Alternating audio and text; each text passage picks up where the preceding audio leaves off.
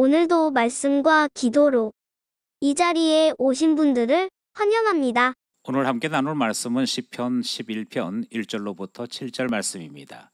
공의의 질서를 세우시고 감찰하시는 하나님. 지금부터 본문을 읽겠습니다. 다윗의 시 인도자를 따라 부르는 노래. 내가 여호와께 피하였거늘 너희가 내 영혼에게 새같이 내 산으로 도망하라 함은 어찌함인가. 악인이 활을 당기고 화살을 시위에 먹이며 마음이 바른 자를 어두운 데서 쏘려 하는도다. 터가 무너지면 의인이 무엇을 하랴. 여호와께서는 그의 성전에 계시고 여호와의 보좌는 하늘에 있으며 그의 눈이 인생을 통촉하시고 그의 안목이 그들을 감찰하시도다. 여호와는 의인을 감찰하시고 악인과 폭력을 좋아하는 자를 마음에 미워하시도다. 악인에게 그물을 던지시리니 불과 유황과 태우는 바람이 그들의 잔의 소득이 되리로다. 여호와는 의로우사 의로운 일을 좋아하시나니 정직한 자는 그의 얼굴을 배우리로다. 본문 전체 이해와 본문 해석입니다. 6월 시편 본문의 마지막 시편 11편을 함께 나누게 됩니다. 우리는 계속해서 가난한 자들의 기도를 하나님이 들으신다 하는 내용을 함께 나누어 왔습니다. 11편은 연약한 자의 기도에 대한 말씀이지요. 정의로움도 의로움도 없는 세상 속에서 연약한 신자가 어떻게 살아야 할 것인지, 그리고 신자답게 산다는 것은 어떤 것인지에 대한 고백과 강구의 시편이 11편의 내용입니다. 본문 안으로 들어가서 연약한 자가 어떻게 살아야 하는지 살펴보도록 하겠습니다. 1절로부터 3절이 첫 번째 문단입니다. 불의한 세상을 사는 연약한 신자에 대한 말씀이지요. 1절 말씀에 보니까 여호와께 피하였다 하는 말로 시가 시작이 됩니다. 여호와께 피하였다 하는 말에서 이 시인의 처지가 어떠한지 잘 설명되고 있습니다. 도망해야 되는 처지, 그만큼 연약한 신자의 모습이 표현되고 있지요. 반면에 3절 말씀을 보시면 터가 무너지면 이라는 말씀이 등장합니다. 여기에 터는 기초, 기반에 대한 이야기인데요. 터가 무너졌다 하는 말의 실제의 뜻은 사회를 든든하게 유지하는 정의, 질서, 공의로움이 무너진 세상을 표현하는 말이 됩니다.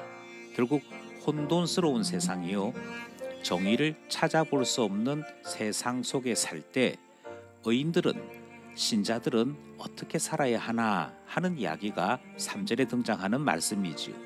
그리고 그 사이에 있는 1절과 2절의 표현들을 살펴보면 어지러운 세상 속에서 악인들이 득세하는 모습이 잘 설명되고 있습니다. 그들은 활을 가지고 있고 바르게 살려 하는 신자들을 오히려 학대하지요.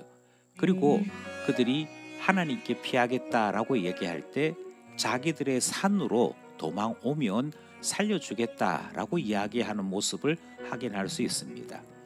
어지러운 세상 속에서 연약한 신자는 어떻게 살아야 하나 하는 그 고민이 잘 설명되고 있는 것이 첫 번째 문단인 1절로부터 3절 말씀의 내용입니다.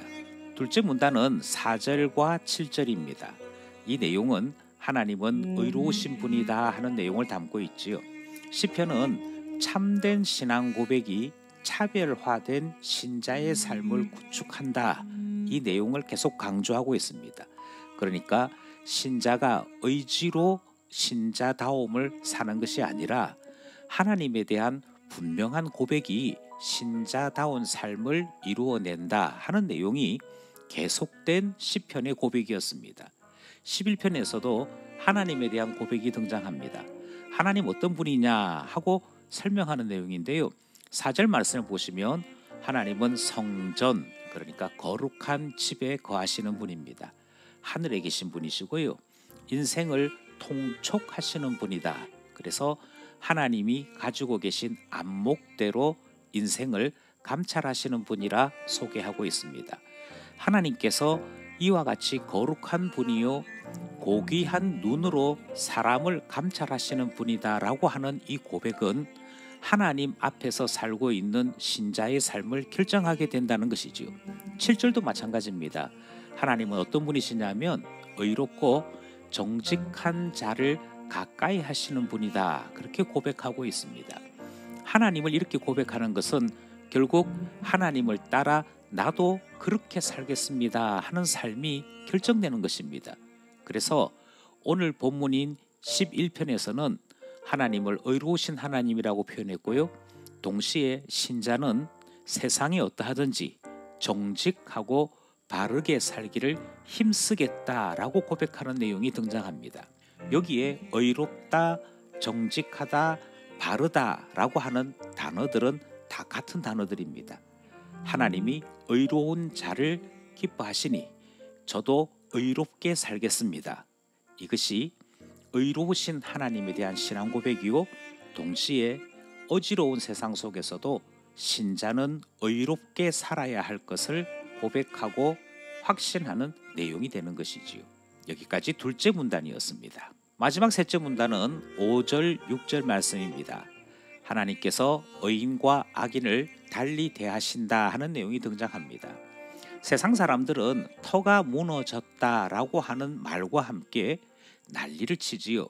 세상의 불의함을 핑계로 자신들의 부정을 도리어 자랑하는 그런 어지러운 삶을 나타내었습니다. 하지만 하나님은 여전히 세상을 공의로 다스리시는 분이라 고백합니다. 5절 말씀을 보면 하나님은 의인을 감찰하신다라고 말씀하시지요.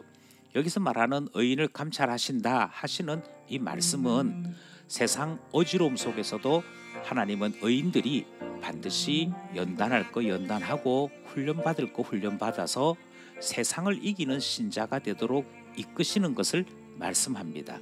그러니 정금같이 나오도록 모든 불순물, 모든 부정한 것을 제하시는 분이 하나님이시다. 하나님은 그렇게 신자들을 대하신다라고 설명합니다. 반면에 어지러운 세상 속에서 악을 선택한 악인들에 대해서는 하나님이 미워하신다. 거물을 던져서 불과 유황과 태우는 바람으로 그들을 몰아붙이시고 심판하신다 하는 내용이 등장합니다. 결국 어지러운 세상이라고 느껴지는 것은 잠깐의 이야기이고 세상의 주인이신 하나님은 여전히 공의로 세상을 심판하시고 세상의 주인이심을 나타내시는 말씀이 11편의 내용이 되는 것이지요. 세상 사람들이 죄 짓지 아니하고는 세상 살 수 없어 라고 떠들 때 의인들은 하나님 살아계셔. 하나님은 의인을 가까이 하시는 분이야. 그러므로 나도 의롭게 살래 라는 삶의 결정을 해야 할 것, 그것을 노래했고 기도하는 내용 11편의 말씀이었습니다. 말씀을 따라 기도하며 결단해 봅시다. 함께 기도할 세 가지 제목이 있습니다. 첫 번째는 불의한 세상과 우리의 연약함을 핑계 삼아 세상에 빠져 사는 일이 없어야겠습니다. 그렇게 빠져 살지 않으려면 정신 차려야 합니다. 깨어 있어야 합니다. 그리고 우리로 바르고 의로운 삶으로 이끌어 주시도록 기도해야 하는 것이지요. 주님 앞에 기도하여 우리를 바른 길로 인도해 주시기를 위해 간구하게 되는 것입니다. 두 번째로 하나님을 더 깊이 더 온전히 경험하는 신앙생활이 되어야겠습니다. 왜냐하면 하나님을 아는 만큼 신자가 하나님 앞에 살아가기 때문이지요. 이와 같은 영성이 잘 자라나서 신자의 삶이 어떤 상황 속에서도 흔들리지 않도록 우리를 가르쳐 주십시오. 이끌어 주십시오. 기도하게 되는 것이지요. 마지막으로 우리는 11편 말씀을 통해서 결국 세상 이끄시는 분은 하나님이심을 고백하게 됩니다. 주님의 공의 살아있고 신자는 그 공의를 의지하여 살아야 합니다. 그러므로 주님을 인정하고 기뻐하는 자마다 주님이 기뻐하시는 정직한 삶, 바른 삶을 여전히 추구하게 되는 것이고요. 우리는 이와 같은 삶을 통해 하나님께 영광 돌리게 되는 것이지요. 참 신자의 삶 살아갈 수 있도록 이끌어 주십시오. 기도하게 되는 오늘 본문 말씀이었습니다. 오늘도 말씀과 기도로 주일을 준비하는 우리 모두가 될 수 있기를 원합니다.